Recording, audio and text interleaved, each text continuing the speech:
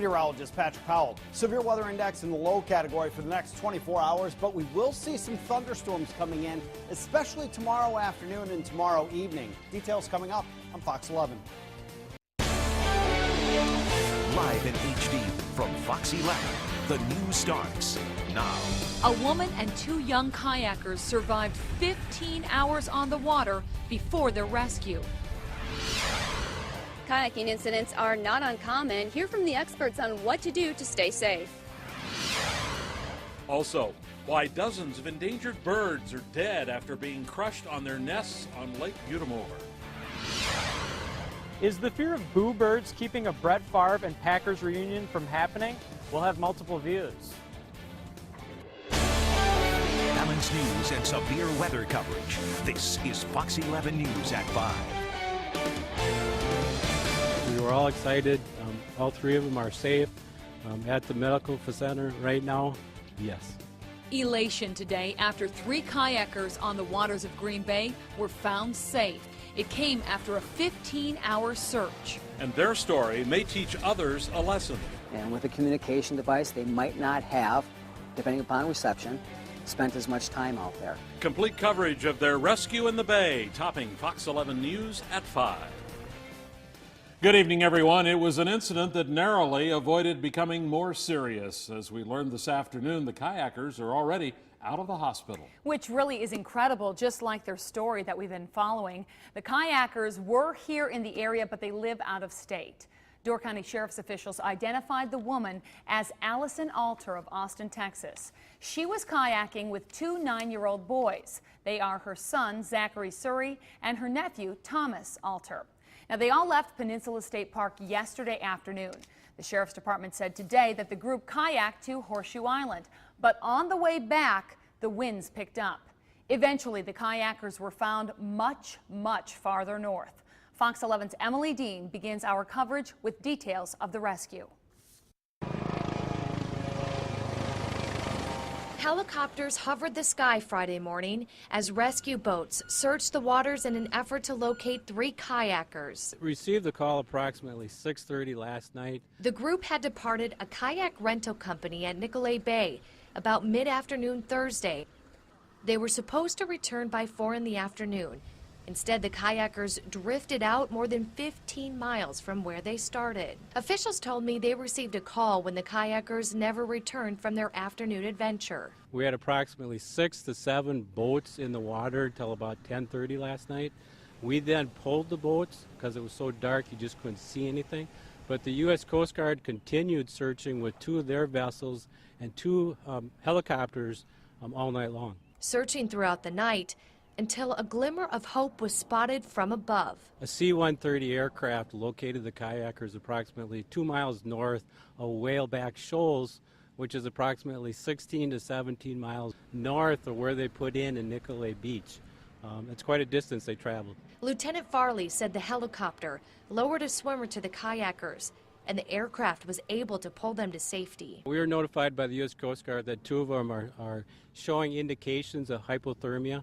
But like I said, they were all flown to the medical center in Marinette. Officials thankful this dangerous situation had a positive outcome. And I have to admit, when we were notified that they were found, the incident command got pretty excited with everybody going, yes, we found them safely. From Emily Dean, Fox 11 News. I think we were all excited they were found safely. One more interesting note about this story, the helicopter that spotted the kayakers came all the way from Canada. It's part of the Royal Canadian Air Force. The Coast Guard says that all 3 of the kayakers were wearing their life jackets and stayed with their kayaks. And after a few hours in a Marinette hospital, they were released late this morning.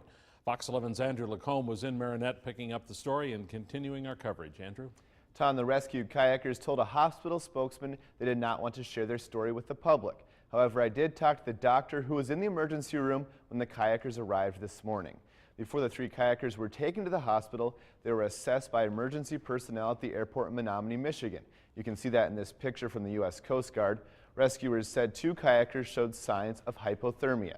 The emergency room doctors at Bay Area Medical Center couldn't go into specifics about his patients, but speaking on their behalf, he thanked everyone who helped out. Obviously, everyone's very relieved. We had a near-miss tragedy, and thanks to the Coast Guard, everything turned out great. They were very appreciative of all the care we received from the Coast Guard, from our rescue workers, EMS, and our paramedics, and the nursing staff.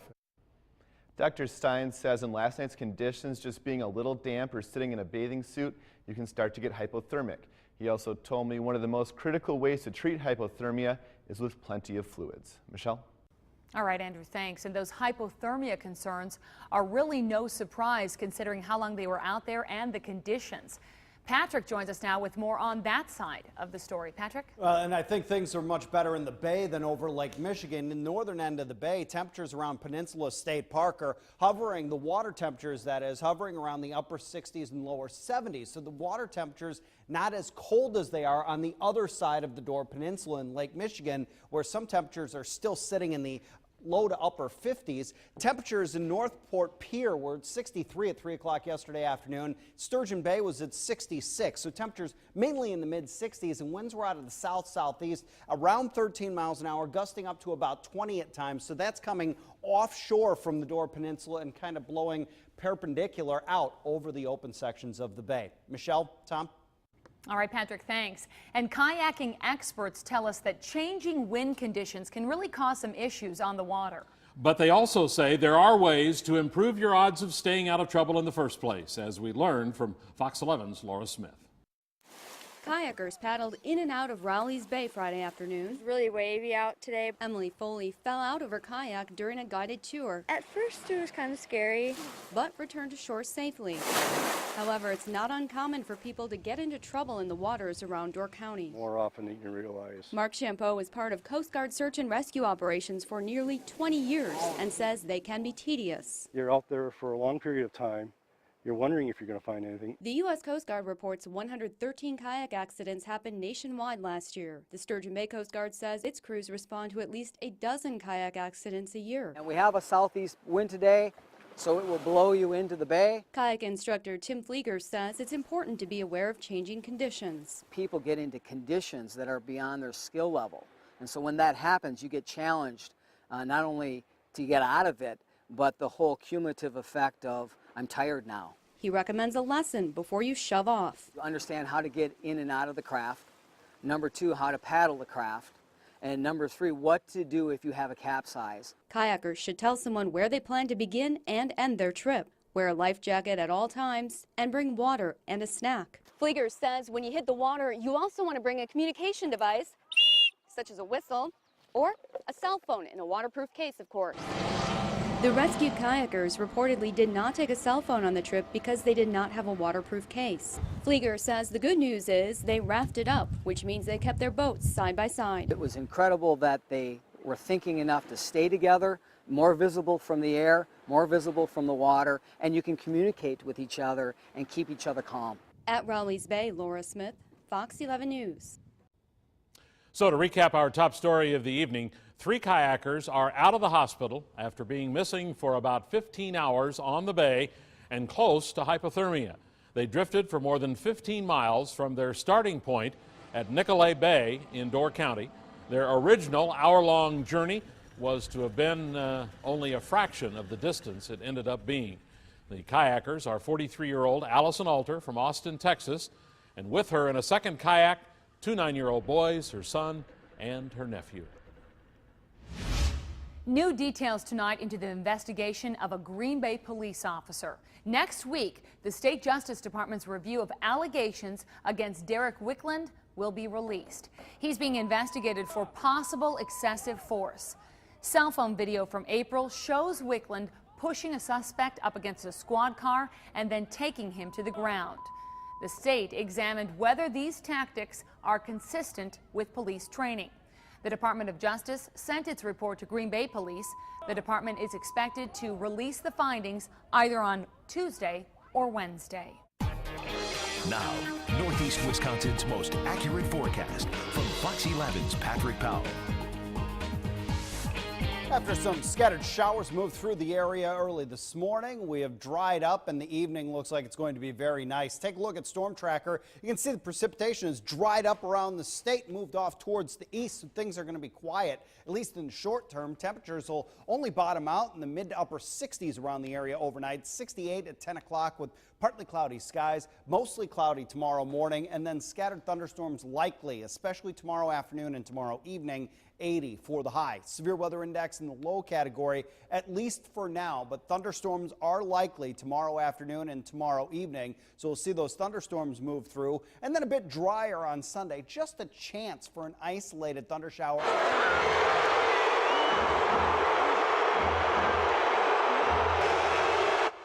You may recall that sound. That's how Packers fans at Lambeau Field reacted nearly 5 years ago when Brett Favre first returned to Lambeau as a Minnesota Viking. So the question now, all these years later, is would some fans still have the same reaction were Favre to return to have his number 4 jersey retired this season? It's a question that's been asked. Mark Murphy indicated the fear of boos is partly the reason why a Favre Packers reunion won't be happening this season. Fox 11's Ben Krumholtz has multiple views. Stadium View Bar and Grill owner Jerry Watson says he was close with Brett Favre when he was a Packer. He hasn't talked with Favre in a few months, but Watson says things are better between the former MVP and his old employer. I know they patched up most of their bad feelings towards each other, but I wish everybody would get in the sandbox and play like big kids. Watson doesn't think Favre would care if boos greeted him in a return to Lambeau Field. Because for every boo, there's going to be a lot more people, applauding. I think there's going to be a good response. That's what we're hoping for. Tracy Medrano has been an usher at Lambeau since Favre left the team. She says the reaction in her section, 316, will be much different than it was in 2009. They wanted him to always be a Packer, but hopefully now enough time has passed where people feel and remember all the wonderful things that he did for us and thank him for the memories and all the dedication that he did. If fans don't remember Favre's impact on the Packers, St. Norbert College professor Mark Glantz says the organization should remind them. Glantz has researched and written about professional athletes' image repair. It would really benefit over the next year or so to remind fans of all the good times they had with Brett Favre, and that's a strategy that we call bolstering. The Packers know the likelihood of boos decreases as time goes on, but there is somewhat of a deadline on Favre's jersey retirement. The team has said they want to do it before he's inducted into the NFL Hall of Fame in 2 years. That stadium up there is still the house that Brett built. If we didn't have Favre for those 16 years, we wouldn't have that new stadium. Whether the fans in that house agree will remain a mystery for at least 1 more year.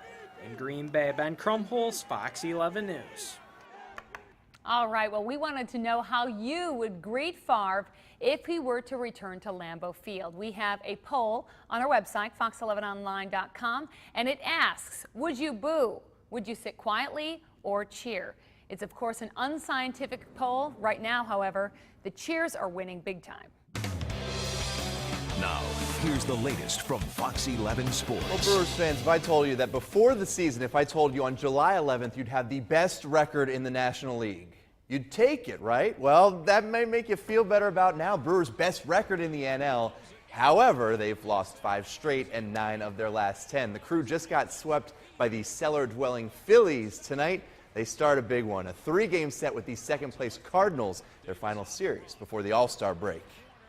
We have to win games. We're not playing against one team. We're playing against the whole league.